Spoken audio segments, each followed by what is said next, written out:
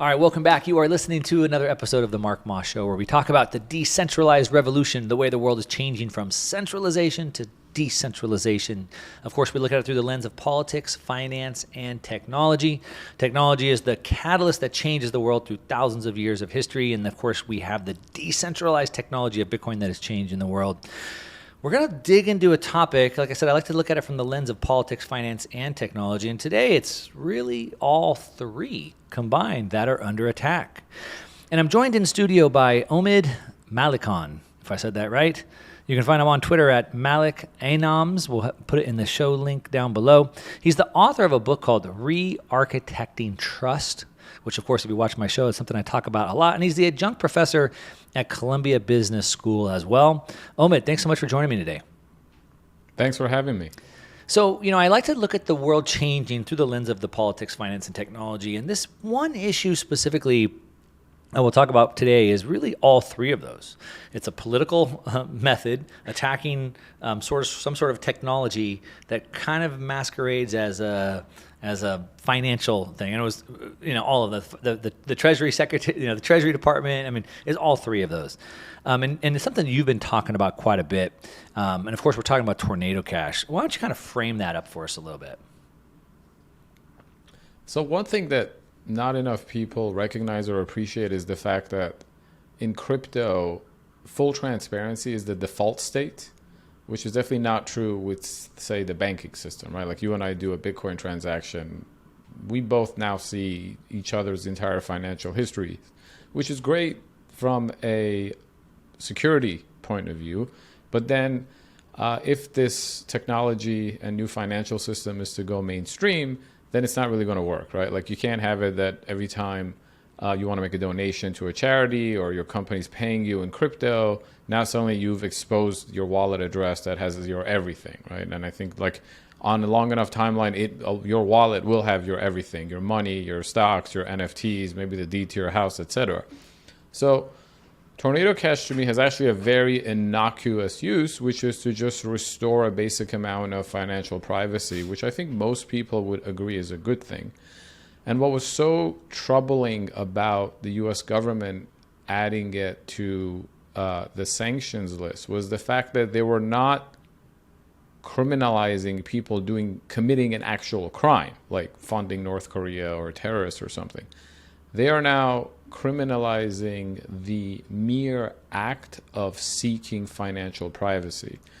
And I think the connotations for that, the dangerous connotations for that move are actually much bigger than crypto. Yeah, I would say that. I would even say maybe it's even bigger than that. So the problem that we have is when we ever I consider Bitcoin to be a technological revolution, not a new technology. And the difference of that is a new technology is cool. It's a continuation of something. An iPhone is a new technology. We took a computer to phone, we put them together. That's cool, great. A technological revolution is different. It's bigger. There's been 5 of them. So industrial revolution, steam engines, railways, electricity and steel, oil, automobiles, microprocessors. And when humans, we're not good at seeing the future. So we try to understand it from something that we already know. So like when electricity was invented, what was the first application of electricity? Well, it was a light bulb, right? So what is this electricity thing here, Omid? Oh, well, it's kind of like a digital candle. What the hell do we need that for? Candles have been light for 5,000 years, right? We don't need them. Look, we don't need all these stupid wires. We just have a candle. Well, electricity was like that, but it became so much more. And so the problem that I have is I think this is something so revolutionary. All new technology has the first killer application, like the internet. The first killer application of the internet was email. That's what got everybody addicted. But now we use it to have my car use AI to navigate me around traffic using social media or something, right? And so when we say that it's an attack on software, and it's an attack on financial privacy, but it's really it's an attack on software, I think. Maybe because if it's only financial, then that limits the grasp of what software really could do. Maybe I don't know if that matters for what you're thinking. It does actually, in part because I like your framing of crypto really being a financial revolution, because the idea of a revolution But not is it just changes everything. financial. Right. Sorry. A Technological. a revolution. Right. Technological, and even application wise go bigger. Right? Like the book I wrote is really a book about trust, because trust matters in everything that's important in life, and that includes finance, but it also includes something like a social media platform. Like you're going to go on Twitter, Facebook. How do you trust what they're showing you? How do you trust that they're not going to suddenly cancel you if you say something that's politically not fashionable? Right. And the list goes on and on from there. So I've spent years trying to figure out how to communicate the core value proposition of crypto to people who are not technologists, they're not finance people, they're not traders. And the one thing that I found resonates is to just tell them that this is a new and better way to build trust among communities of people. And the applications of that to me are endless. Yeah. Which means that if you have something like an arm of the US government trying to really clamp down on it, then the limitations that they're going to impose on all the benefits are also endless. Yeah, definitely.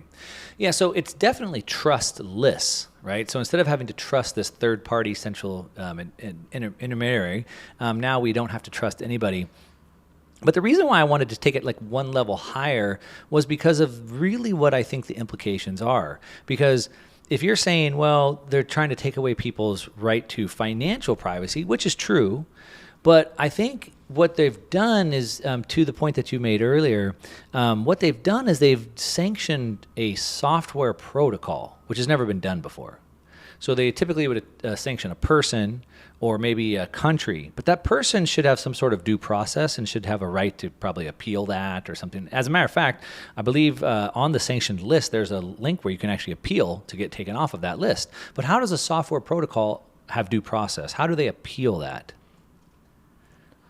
That's a great point. They can't. They can't. Which is kind of the scary part of this, right? Because once you expand the sanctionability to code and language and maybe even physical devices, then the sky's the limit, right? Like, yes, I am sure bad people have used Tornado Cash, but bad people also use the internet and iPhones and flashlights. So this is one of those instances where I think the slippery slope argument is very applicable. Yeah. Yeah, we have laws against doing certain things. So if you commit murder, obviously we have a law against that. But if you drove a car on the highway to commit that murder, you don't sanction the highway, right? You don't sanction the car. We have cars, we have highways. I bet that killer probably drank some water before he went there too, but you don't sanction the water, right? What he did was illegal, and so we look at it in those terms. And so I was just trying to look at it from a bigger standpoint, because what I'm afraid is like, what about Signal on my phone, or Tor for my internet, right? So what it's doing is it's I don't even know if it's a mixing service so much, but it's a way that we can kind of like blend in with a bigger transactions. But that's exactly what Tor does. It blends my internet surfing together, or and if you start sanctioning that has massive implications. Yeah, and it's not just Tor. I mean, if you're talking about software and language, then yes. But like, why do we have blinds and curtains on our windows? Yeah.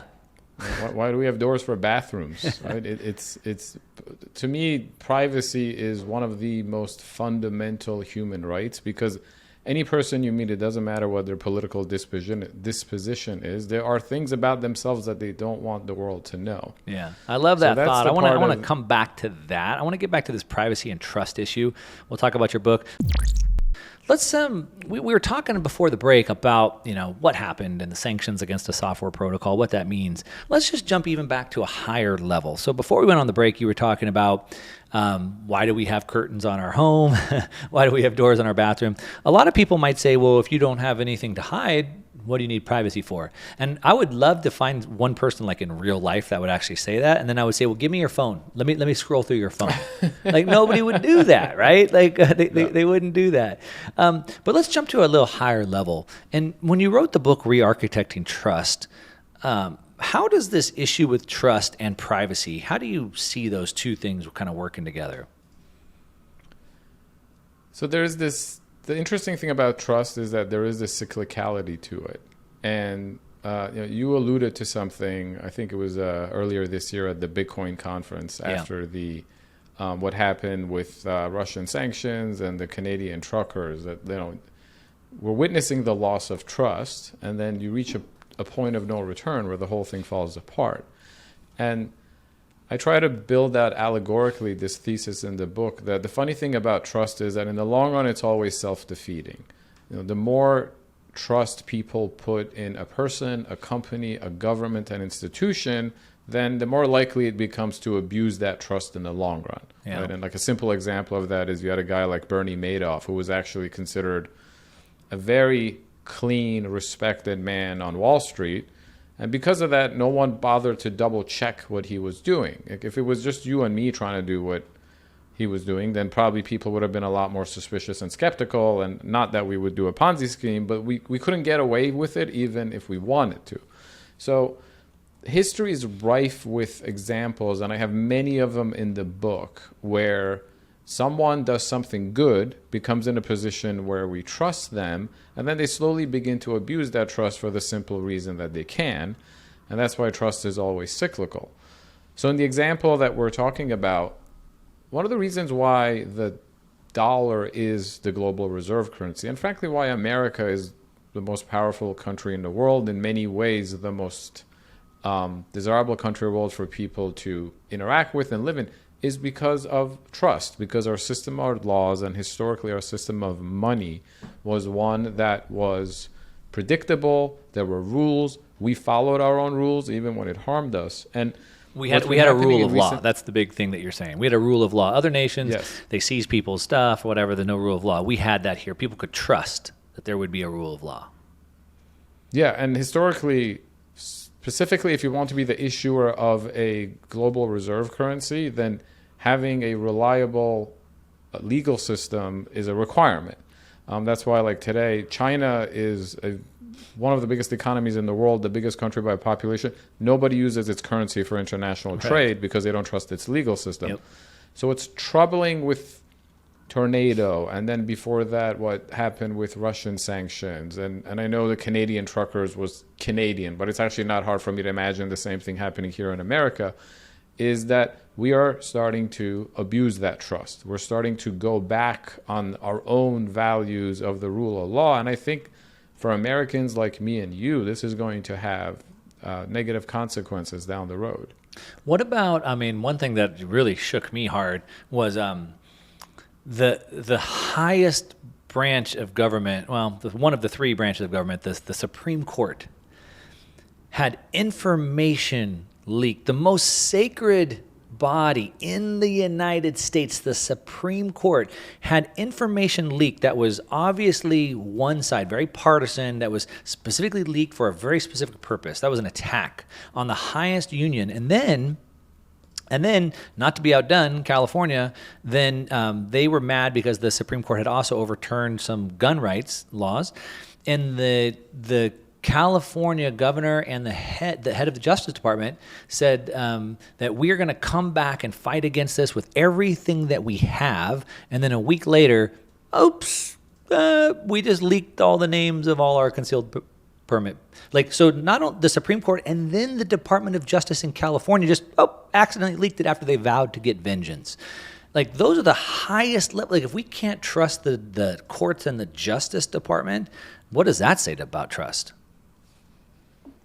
Yeah, unfortunately, these are examples of a continuing trend that we're all experiencing in America. And I think it's actually the scariest part of it to me is that it's totally bipartisan. The kind of things that trouble someone like me, like violating the rule of law and some of these slippery slope examples with things like financial crimes. These are the things that seem to be happening on both sides. And the result is what we're seeing today, which is that people increasingly don't trust their government, and then by extension, don't trust each other. So it's cyclical. I like how you frame that up. I hadn't really thought about it like that. And the problem is that we have human nature that's always involved. And so that's kind of like to your point, right? It's the same reason why, in my opinion, we can't have humans controlling money. No one should control money. And so back to trust. So gold had been money for 5,000 years. They said, hey, gold doesn't have enough velocity. We can't move it fast enough. So if we put the gold into the bank, we'll issue debt on top of it. So you have a paper gold certificate, an IOU. And we'll hold the gold, you have the IOUs, and then whenever you want, you can just redeem them. And so people trusted that. But then they printed too many of those paper gold certificates. And so by 1933, the government owed more gold than they had. So they said, well, here's what we'll do. We'll just seize all the gold. So they seized all the gold. And then after they seized it all, then they revalued it. So not only did they seize your gold, then they stole your wealth. So that was a big blow to trust, but somehow people still trusted. I don't know how. And then 1971 comes along and they say, oh, now we're just going to default to the whole world on the gold that we owed. I guess, our bad. Like it seems like the death of trust has been coming. Do you think at some point, like it's cyclical? Like where does it come to a head at some point? You could argue it comes to a head with the inflation that we're starting to see in almost every country in the world now. And part of the reason why is, by the way, excellent history of money there. That's chapter 1 of my book. When you tether your currency from any form of discipline, like having it be backed by something, right? Could be gold, could be anything, could be Bitcoin, then you end up in situations with every subsequent crisis where the central bank is like, oh, well, we can fix this by just printing $1 trillion, right. But then the next time around you need 2 trillion, and then the next time around you need 8 trillion, and then you also have people in politics saying, oh, well, if we're printing all this money, here's a list of causes that are near and dear in my heart. Can you please print money to fix them? Yeah, exactly. So I'd like to keep chasing this thread with you a little bit because in my opinion, as I kind of both just agreed to, it's humans. It's just human nature. And centralization leads to manipulation. That's something I like to say. And so the more power and control you give me, the more I'm just going to probably start trying to manipulate that a little bit to my favor, of course. But then, so at some point, it seems like must come to a head if it's cyclical, and then it starts over again. So I want to chase that through with you a little bit. So Omid, you said how trust is cyclical, and I hadn't really thought about it like that before. So this is kind of new. I'm thinking through this as we're talking. And I can understand how you're saying the more we give trust to somebody, the more it gets violated or manipulated. And then at some point it breaks, and then I guess it starts over again. So I don't trust my business partner anymore. I probably will never trust him again, but maybe at some point I'll go get a new business partner, and I'll trust them, right? But then, I won't trust my wife again if she cheats on me, but I'll probably get married again at some point, right? Maybe that's how it starts. But then if I think about it, there's a lot of nations, most of the nations in this world who don't have a good rule of law. We're kind of in that bin today, but these nations don't seem to restart. Trust never gets reestablished in China or Iran or Lebanon. So how do you see that cyclicality kind of playing out in the environment that we're in?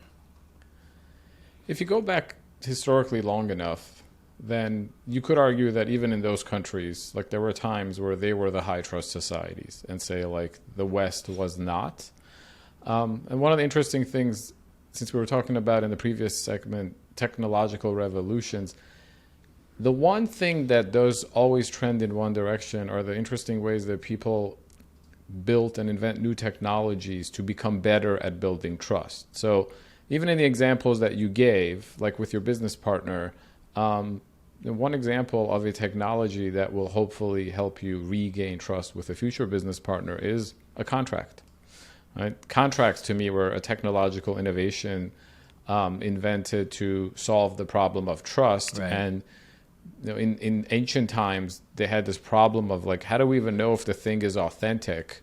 So they would do in the Middle Ages this crazy thing where they would write 2 copies of the contract on the same piece of paper, and then they just tear it in half. And each party would get 1/2. And when they got together in the future, if the teeth lined up, then it was an official contract. It wasn't a forgery. And that, by the way, is the word where the word indenture comes from the Latin for dente, or teeth. So people have been doing this forever, basically. And to me, a simple way to understand blockchain and crypto is the latest technological innovation in order to achieve trust, particularly in a digital and global setting. I like that answer. And that's exactly the way that I see it. It's and that's kind of what I said at my I was talking about my talk at the Bitcoin conference, and I said it's almost like we need a decentralized ledger that nobody can control, because as long as somebody controls the ledger, and that's really what it comes down to. Back to the gold example that we had, when I put my gold in the bank and the bank gave me a paper gold certificate, they had the ledger. Who has the gold and who has the IOUs, and so whoever controls the ledger or the database, then that's who we're trusting. And so as long as Facebook has my data, I'm trusting them not to manipulate my data. But of course, we can't trust them. They've been proven to sell my data. As long as Wells Fargo has my banking records, I trust them not to do stuff, but they paid the largest fine in history because they added a bunch of fake bank accounts, right? So like we've continued to lose trust in all these institutions. And so how do we gain trust again? We need a new relationship, and probably with a new piece of technology that fixes that problem, which is back to the question I posed to the audience at the Bitcoin conference, which is it's sort of like we need that decentralized ledger. So if we have a ledger that nobody can control, then we could have trust, or as in Bitcoin we say it's trustless. I don't have to trust. I can verify. Right? And you trust the outcome. Right? You don't have to trust any other party that's part of the system, but you just trust that your coins are yours and yours only to do something with. And if you decide to send some to a friend, no one can interfere with that transaction. Yeah. Now I keep talking about Bitcoin, you keep talking about crypto, so there's a little bit of a disconnect there. I'm just curious to your answer. You would agree that if somebody could change the ledger, then it's not a trustless technology. It would only be trustless if nobody could control the ledger. Yes. Yeah. So I put out a tweet this morning, or maybe I started writing and I forgot, but it was something to the effect of. What we need is like a trustless technology, but what we got is a bunch of dog coins and memes or whatever, right? But it's like the real revolution to me is decentralization. That's the revolution. So we've only had centralized controls of ledgers, and the real revolution is now we have this decentralized technology that can have a ledger that nobody can control. So if we have a ledger that somebody can control, that's not really revolutionary, in my opinion. So would you agree with that? Yep. Yeah. So I mean, there's all types of technologies, and they're all cool. And like, I mean, if you can put a dog on a meme or whatever, like that's cool, but it's just not a revolution. The revolution is the decentralization, and that's what the world needs. We need a way to regain trust again, because we need to have global trade, right? With global trade is what allows us to have ideation and progress. But if we can't trust each other, I'm afraid I did a talk called De-evolution, Re-evolution. And so as the world has evolved through global trade, now it's going to de-evolve, because now we're going to go back into these small island nations. We can't trust each other. But then we can re-evolve if we can have a decentralized ledger like Bitcoin that we can trust. So I think it's inevitable. The more that I talk about it with someone like you, the more I think it's inevitable that we have that. I mean, there's just no other way that the world can move forward at this point, it seems like. I agree. And the more trust is lost in the traditional ways of doing things, then I think the greater the opening for something like Bitcoin and the other applications of the technology. To me, the battle here, the battle in the world of ideas isn't really like between Bitcoin and dog coins, even though I've never owned a dog coin. I'm not really interested in dog coins. To me, though, I feel like in crypto, we fall into this trap where we fight a lot of these civil wars amongst ourselves. But really, it's a relatively small community going up against everybody else.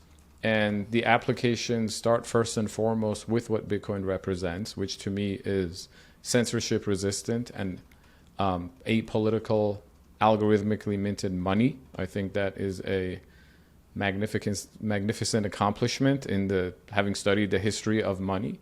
But then there are a lot of other applications like DeFi, because like you said, what is a bank? A bank is just a bunch of ledgers, but they are not transparent ledgers. They are not auditable ledgers, not by me and you anyway. They are not censorship resistant ledgers. In fact, the entire financial system is built on active censorship and discrimination. So to me, when you start with Bitcoin, it's almost inevitable that then you get to be like, well, why don't we use the same idea to evolve not just money, but then something like banking? Well, I think the reason why is because back to the word of the day, which is trust. I would encourage everybody on this that's listening to this right now. I talk a lot about investing topics. Don't ever loan money or invest money into somebody that you don't know and you don't know if they have the ability to pay you back. Don't ever do that. You need to know who that person is. You must have done your due diligence, and you have to have enough information where you trust that they'll pay you that money back.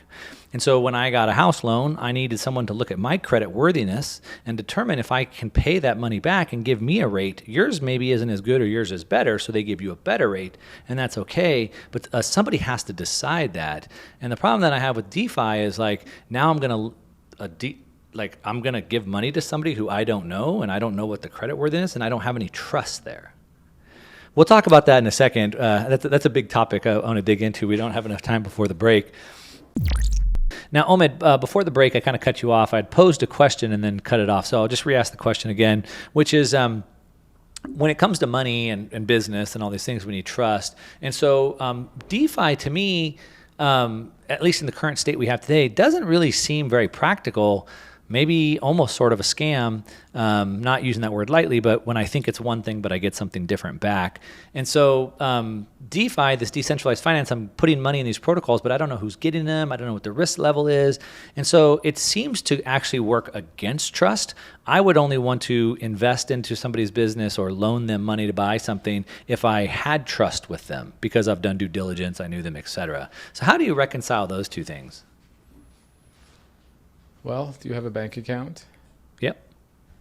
Okay, so when you have a bank account, you are lending money to a whole bunch of other people that you don't know. Well, I'm not really because, one, that's not really how the bank works anymore. In the old fractional reserve system, it did. But I have insurance against all the money in my bank account. So if they did something and lost my money, I have insurance on that money.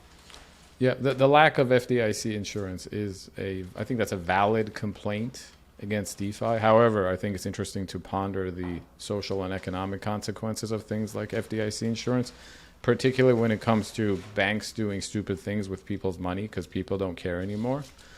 But nevertheless, the problem that you spelled out is always been a problem, right? Like there are people who want to lend and there are people who want to borrow. That's just the state of humanity. And if they only limited themselves to those who they strictly knew, then there would just be a lot less credit in the economy.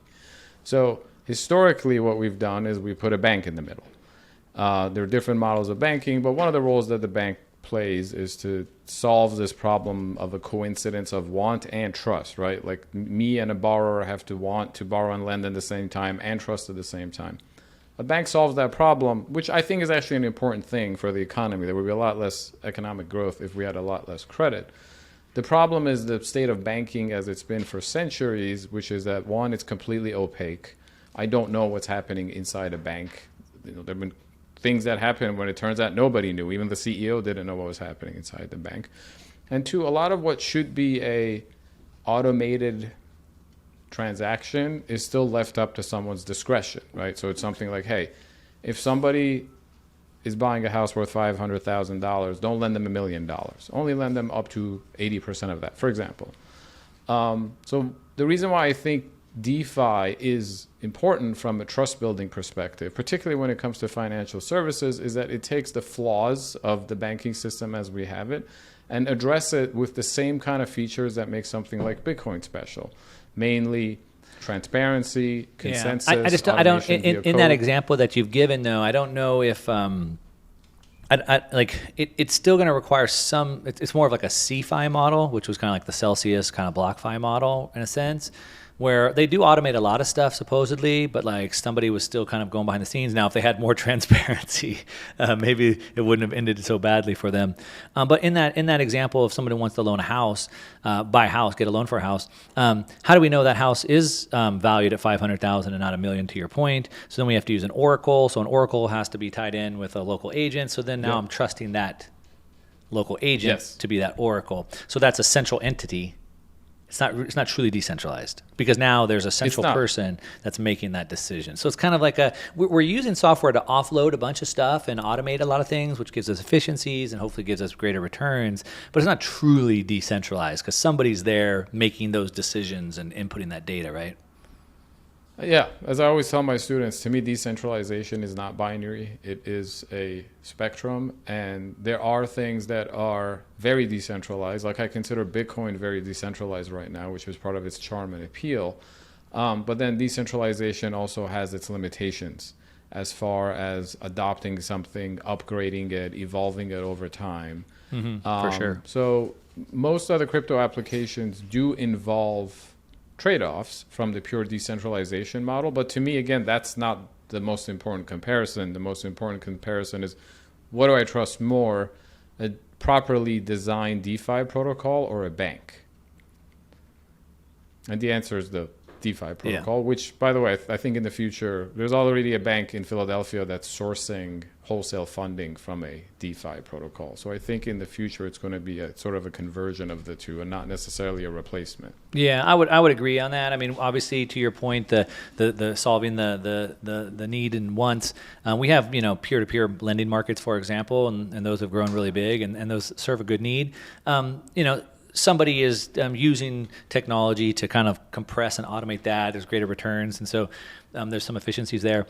I guess for me, I would just say not everything needs to be decentralized. That's how I feel. I agree with that too. Not everything needs to be decentralized. One thing that does is money, because if we give it to somebody to control, we know, to your point, trust is cyclical, and so if someone has control over money, we found out through millennia that they're always going to try to distort that in some way, whether that's clipping coins or that's issuing more paper certificates on top of it or whatever it may be. So one thing that does need to be decentralized is money, for sure. Back to kind of what we started talking about, some of these communication protocols, like that might need to be as well, kind of a thing, right? Money is communication, right? So money communicates our wants and our needs and our desires, right? So money is communication. So that's where like this whole tornado cash, going back to where we started, it gets so messy. And again, understanding that technology is going to become so much bigger than we understand it. They're really they can say they're not, but they're censoring communication, and I believe that the Supreme Court has already upheld that 3 or 4 times. I'm not a legal expert. I hope they have, but I like the idea very much that money is a form of personal expression, which here in the West we really treasure. So it's funny to me that increasingly in the financial domain, because of all of these different laws that are supposedly designed to catch crooks, they keep limiting every individual's right to personal expression with their money. Yeah, exactly. I was just trying to look that up. I know I covered that before. I believe it was 3 or 4 different court cases where it's already been challenged, and the courts held that up. Code is speech, code is communication, money is communication. I had it up here, but I can't seem to find it real quickly.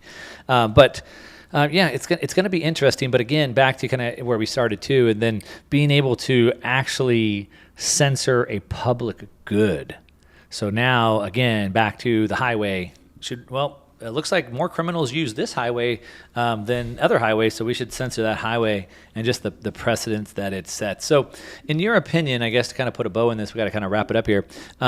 It's cyclical, and typically it's some sort of technology that then brings the trust back. I couldn't trust my handshaking deal before, so now we have the technology of a contract. So now I'll trust again using that piece until that piece fails me, and then we'll have to come up with something new. And you think that is Bitcoin, blockchain, and that's how we'll get trust. And am I summing that up right? Perfect. Yeah. Yes. Well, I would agree. I would agree. And the more that we see it, I mean, just the more inevitable it gets to me, right? It's like, how do we go forward without it? Like, I don't understand that. We can go back to the dark ages, but that nobody wants that either. Awesome. I appreciate it. Everyone, check out the book Re-Architecting Trust. That's the author is my guest, Omid Malekan. You can find him on Twitter at Malekan Ohms. He's the author of that book, Re-Architecting Trust, the Adjunct Professor at Columbia Biz. He's been talking a lot about the need for trust, and I agree. It is something really, really big that we all need to be aware of. And man, like I said, the more I think about it, the more inevitable it seems to be. We need a decentralized ledger nobody controls. That's what I got for you today. Thanks so much for listening to The Mark Moss Show. I appreciate it. Hit us up on social media. Let us know you heard this issue. And that's what I got. Until next time. Since you've stayed to the end, I know you like this video, which means you're probably going to really like this video right here and this video right here.